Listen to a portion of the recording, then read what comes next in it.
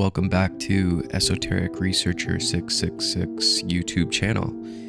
And we are going to have an important lesson today, and I'm going to lift the curtain on several mystery school teachings here, and I think you'll find it very interesting if you've enjoyed any of the content so far. So Aleister Crowley, obviously an occultist and writer, believed in the existence of telepathy and referred to it as mind reading. In his book Magic Liber ABA Book 4, Crowley describes telepathy as a genuine mode of perception and suggests that it is a latent human ability that can be developed through certain practices and techniques. He also believed that telepathy can be used as a means of communicating with non-human entities such as spirits and deities.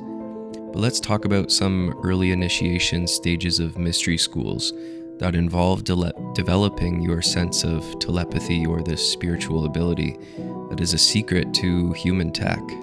One test is to have an initiate enter a public library, and they tell you to pick up an old book from the shelf and use your enlightened senses to think of the various people who may have held that book in the past and before you. So just kind of feeling the aura and picking up on these nuanced little senses and trying to develop that telepathic nature to have some clairvoyance.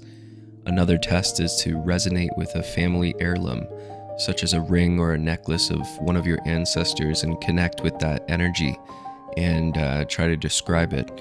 So this plays into several of the Hermetic principles. Hermetic principles, if you don't know, are attributed to Hermes Trismegistus, a legendary figure who is believed to be a fusion of the Greek god Hermes and the Egyptian god Thoth. And I'll tell you, if you study Hermeticism, which is fundamental to all mystery schools, you can understand these mystic teachings and the nature of the universe, and you'll see some truth in some of these abilities that you can unlock.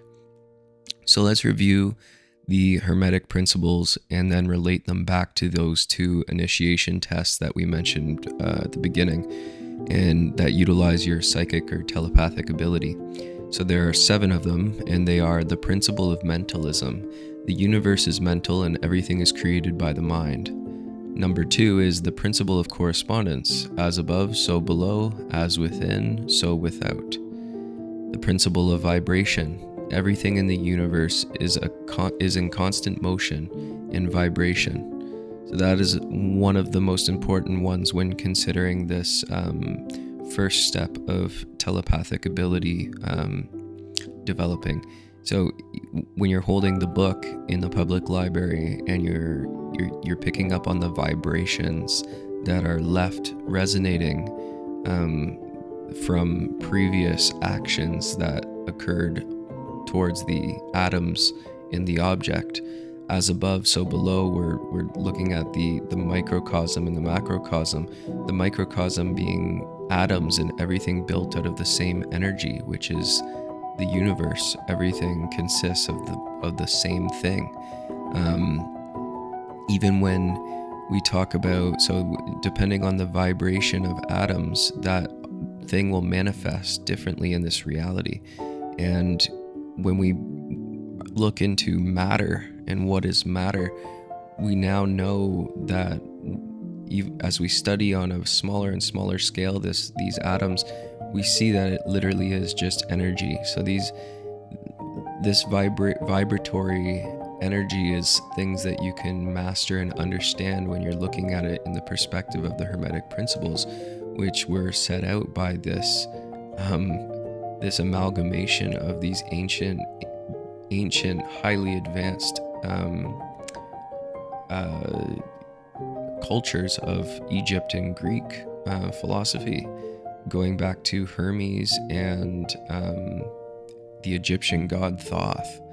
And I mean, you should do some history research on those two if you want to put any credence into these laws. So let's get into number 4, the Hermetic principle of polarity. Everything has its opposite and is dual in nature. So, this has to do with a lot of things, but we can touch on this one later. The principle of rhythm. Everything in the universe has a rhythm or cycle. this definitely is one that does play into more of the topic of telepathy. The sixth principle is cause and effect. Every action has a corresponding reaction. And 7, the principle of gender. Everything in the universe has both masculine and feminine aspects. And these are energies you can pick up on and are in further initiatory rituals. But I'll say, when we're talking about telepathy and just picking up on those energetic frequencies from family heirlooms or the public library book test thing, mostly those play into principle number 1 of mentalism. The universe is mental and everything is created by the mind. The microcosm macrocosm principle, which is number 2, the principle of correspondence. But most of all, the principle of vibration, which is the third one. And then I will say the principle of gender, this last one, also plays into it. So that is just a brief kind of door I can leave open for you to do some more studying into Hermeticism. And I let you in on some actual initiatory stages of mystery schools and the practices. And I've tried to show you how Hermetic principles relate to that technique that you can develop over time. And I hope you find that very interesting. I hope you study a little bit more into the possibilities. And I would just say, the more that you can understand the Hermetic principles and how they affect your everyday life, the more you will, first of all, I think it'll bring you to enlightenment, as in you'll realize some of the true potentials of the human state and also the reality around you. And second of all, I think a lot of the mysteries that science cannot explain will become a lot more easy to understand, and it will then be explained to you through Hermetics. So, these are why things are referred to as mystery schools. I think it's not because they're necessarily top secret and, not allowing you to join them. I think it's because they're literally studying mysteries of the world and the reality, and things that science deem as mysteries, or at least just not solved yet. So I think the term mystery schools and some of the big brand names that coincide with that term, it's not necessarily trying to block or exclude people from learning it. It is because it is trying to teach the nature of those mysteries, or the mysticism that is unexplained by science, and as people would meme nowadays. So thank you for listening, and please subscribe.